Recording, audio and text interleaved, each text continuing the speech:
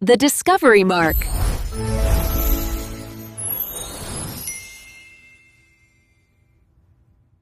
Today, we're not just telling a story. We're opening a case file on a single, dreamlike morning that put a 9-year-old boy's entire world to the test. This is an investigation into innocence, honor, and one absolutely beautiful white horse. Every investigation has to start somewhere, and this one begins with an event that, by all accounts, should have been impossible. So picture this. It's the San Joaquin Valley in California. It's summer, it's 4 in the morning, that time when the world is completely still and dark. A 9-year-old boy, his name is Aram, is fast asleep until, tap, tap, tap, something at his window pulls him right out of his dream. He jumps out of bed, he looks out the window, and what he sees just doesn't compute. It's so amazing, so out of place that for a second he's sure, absolutely sure, that he's still dreaming, because through the early morning light he sees, there, right outside his window, is his cousin Morad, who, let's be honest, everyone thinks is a little bit wild. And he's sitting on this magnificent white horse. And this, right here, is the heart of our mystery. For a boy like Aram, whose family is known for being poor, where in the world did a horse like that come from? Now, to understand the puzzle of the horse, you first have to understand the family. We've got to establish the facts of the case, and that means looking at the deep, fundamental conflict at the center of this whole situation. And here it is, the central paradox of the Garaglonian tribe. On one side, you have what Aram himself calls amazing and comical poverty. I mean, these guys have no money. But on the other side, they are famous, absolutely legendary for their honesty. And we're not talking about a reputation they built up over a few years. Nope. This is a legacy of integrity that goes back 11 centuries. For over 1,000 years, the Garaglian name has meant trust. You see, they live by this unwritten code. It's simple, but it's everything. Rule 1, be proud. Rule 2, be honest. They had a crystal clear sense of right and wrong. And the big one, a member of their family would never, ever steal. It just wasn't in their DNA. So you see the problem, right? Aram knows, without a doubt, that Murad did not have the money to buy that horse. It's just not possible. And if you can't buy it, there's really only one other option left, an option that shatters everything their family stands for. He must have stolen it. This brings us to the act itself. You can almost see the gears turning in Aram's head as he tries to make these two impossible truths fit together.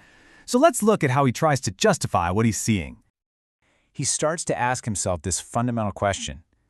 You know, if you're not doing it for money, if you're just borrowing something beautiful because you love it so much, is that really stealing?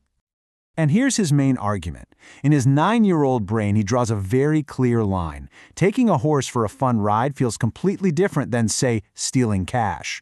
It only becomes actual stealing if they decide to sell the horse. And he knows, deep down, that's something they would never, ever do. And you got to admit, you can understand the pull. Aram says the feeling of that horse running was just wonderful. The air felt new and alive. It was this moment of pure, wild freedom. When you're feeling that, all those complicated moral questions can seem pretty far away. And then you've got this other ingredient in the mix, the family's crazy streak, which is perfectly embodied by their Uncle Khosrov. This is a guy whose answer to literally any problem, even his own house catching on fire, is to just roar. It is no harm, pay no attention to it. And that passionate, illogical spirit, it is alive and kicking in his cousin Murad. Of course, that joyful ride couldn't go on forever. So now, our investigation takes us to the climax, the moment when the boy's secret world collides with reality, in the form of the horse's true owner. Turns out, the owner is a local farmer named John Biro. He's actually a friend of the family, and we find out from him that his white horse, the animal he depends on for his work, has been gone for a whole month. And then it happens. The moment of truth. They're on their way to hide the horse, and who do they run into? Smack in the middle of the road, John Biro himself. There's no way to turn back, nowhere to hide. The game is up. The farmer gets this eager look on his face. He's gentle, but you can tell he knows that horse. He asks if he can look in its mouth, you know, the old school way of checking its teeth to be sure.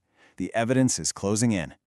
And after he checks the horse's teeth, he says it, tooth for tooth. It's a perfect match. The physical proof is right there in front of him. It is his horse. But then, he says something incredible.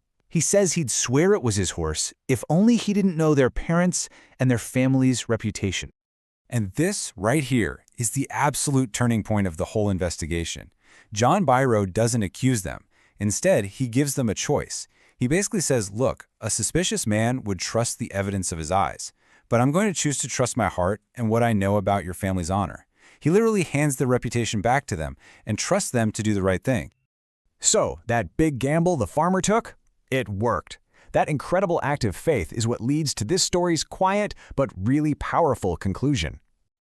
The very next morning, before anyone else was even awake, the boys quietly walked the horse all the way back to John Biro's farm and left it in his barn. See, this wasn't about being scared of getting caught. This was about conscience. Their family's honor had been placed right in their hands, and that was just too important to betray. Later that day, John Biro shows up at their house, just beaming. He tells Aram's mother that his horse is back, and somehow it's even better than before. It's stronger, has a better temper. So while a crime was committed, it clearly wasn't malicious. In its own strange way, the case is closed. No real harm done. So at the end of our investigation, we're left with this one last question to think about. What the boys did started from a place of simple, innocent love for a beautiful animal, but it ended with a head-on collision with their family's code of honor. It just makes you wonder, where exactly is that blurry line between the two?